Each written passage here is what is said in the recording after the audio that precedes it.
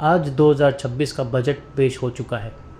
सरकार कह रही है ये बजट भविष्य का बजट है, विकास का बजट है, मिडिल क्लास को राहत देने वाला बजट है। लेकिन सवाल ये है कि क्या सच में बजट के दिन हर साल हम बड़ी बड़ी घोषणाएं सुनते हैं, कुछ नंबर्स दिखाए जाते हैं, कुछ तालियां बजती है और फिर अगले दिन जिंदगी वहीं की वहीं। 2026 के बजट में भी हमें कई नई योजनाएं दिखाई गई, कुछ सेक्टर्स को सपोर्ट देने की भी बात हुई, डिजिटल इंडिया, स्किल इंडिया और भविष्य को तैयार करने की भी चर्चाएं हुई। लेकिन मैं आज आपको इस वीडियो में वो नहीं बताने वाला जो न्यूज़ चैनल की हेडलाइंस होती है। आज हम बात करेंगे उन सवालों की जो पूछे ही नहीं जा रहे, क्योंकि असली समस्या हेडलाइन में नहीं होती है, नीति के असर में होती है। और यहीं से एक बहुत ज़रूरी सवाल भी पैदा होता है। अगर आप मिडिल क्लास में आते हो, अगर आप टैक्स भरते हो, अगर सिस्टम को ईमानदारी से फॉलो करते हो, तो ये वीडियो आखिर तक ज़रूर देखना, वरना आप स्किप कर सकते हो, ये आपके ऊपर है। भारत की सबसे बड़ी प्रॉब्लम पता है क्या है? हम एनालिसिस बहुत करते हैं, रिपोर्ट्स बहुत बनाते हैं, लेकिन जो लोग असली एक्शन ले सकते हैं वो खुद इन रिपोर्ट्स को पढ़ते तक नहीं है। उदाहरण के लिए इकोनॉमी सर्वे ऑफ इंडिया,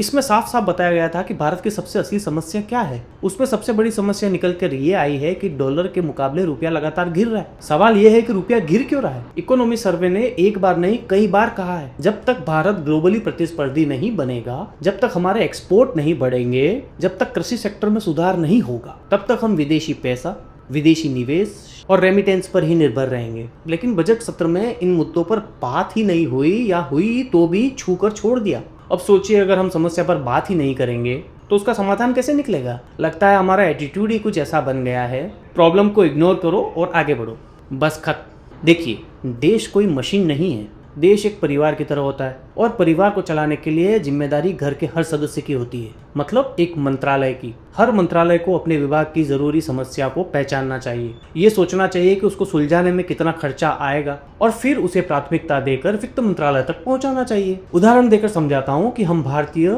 एक खराब ड्राइवर हैं, ये सच्चाई है। अब सड़क सुरक्षा, आरटीओ सुधार, ड्राइवर की ट्रेनिंग, ये सब आता है सड़क परिवहन मंत्रालय के अंतर्गत। अगर वो मंत्रालय इन सारी समस्याओं को प्राथमिकता ही नहीं देगा तो वित्त मंत्रालय भी कुछ नहीं कर पाएगा। अब आते हैं विदेशी मंत्रालय पर। मुझे आज तक समझ नहीं आया कि उनके बजट में आवंटन है क्या। बांग्लादेश पिछले कुछ सालों से भारत के खिलाफ विरोधी रवैया अपना चुका है, लगभग भारत के खिलाफ हर दिन कोई न कोई बयान देता आ रहा है। फिर भी हम बजट में उन्हें करोड़ों रुपए की मदद दे रहे हैं। क्यों? समझ से बाहर है ना। वो देश हमारे बिजली के बिल भी समय पर नहीं भरते हैं। और याद रखिए, ये पैसा सरकार का नहीं है, आपका और मेरा है। अब बात करते हैं 15,000 कंटेंट क्रिएशन लैब्स की। इकोनॉमी सर्वे ने खुद कहा था बच्चों में स्क्रीन एडिक्शन एक गंभीर समस्या बनती जा रही है। और अब हम क्या कर रहे हैं? बच्चों के हाथ में और मोबाइल पकड़ा रहे हैं। टीचर्स के पास सही स्किल्स नहीं है, स्कूलों की छत गिर रही है, बेसिक एजुकेशन ठीक से नहीं मिल पा रहा है। वहाँ हम कह रहे हैं चलो बच्चों को हम कंटेंट क्रिएशन सिखाते हैं। ईमानदारी से कहूँ, ये समाधान नहीं लगता है, ये बस हेडलाइन बनाने के लिए लाई गई एक नीति है। अगला मुद्दा, मिडिल क्लास।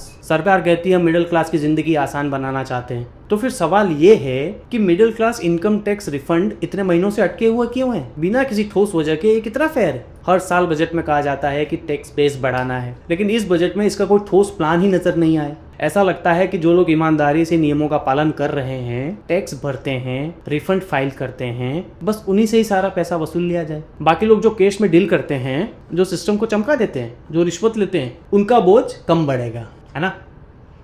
सही कहा। मार्केट महीनों से गिर रहा है, विदेशी निवेशक जियोपॉलिटिक्स को अनिश्चितता का बहाना बनाकर पैसा निकाल रहे हैं, लेकिन बजट में इस पर भी लगभग चुप्पी ही रही। लोग उम्मीद कर रहे थे कि कैपिटल गैस टैक्स में थोड़ी राहत मिलेगी, लेकिन हुआ उल्टा। फ्यूचर्स और ऑप्शंस पर टैक्स बढ़ा दिया और नतीजा मार्केट ने बहुत खराब प्रतिक्रिया दी। कुल मिलाकर ऐसा लगता है कि जो लोग प्रोडक्टिव हैं उन्हीं के कंधों पर पूरे देश का बोझ डाल दिया गया है, जबकि जो लोग प्रोडक्टिव नहीं हैं, जो सिस्टम को नुकसान पहुंचाते हैं, उनसे जवाबदेही लगभग ना के बराबर है। मुझे पता है कि इकोनॉमी आसान फेज नहीं है, जियोपॉलिटिकल हालात भी नाजुक हैं, और ये भी सच है कि सारी समस्याएं वित्त मंत्रालय अकेला हल नहीं कर सकता है। इसमें बाकी मंत्रालयों, राज्य सरकारों और नगर पालिकाओं की भी भूमिकाएं हैं। लेकिन कुछ चीजें ऐसी हैं जो वित्त मंत्रालय के हाथ में है और इनकम टैक्स डिपार्टमेंट उनमें से एक है। अगर आपको इस वीडियो से थोड़ी सी भी वैल्यू मिली है, कुछ नया सीखने को मिला है, तो चैनल को सब्सक्राइब जरूर करिएगा।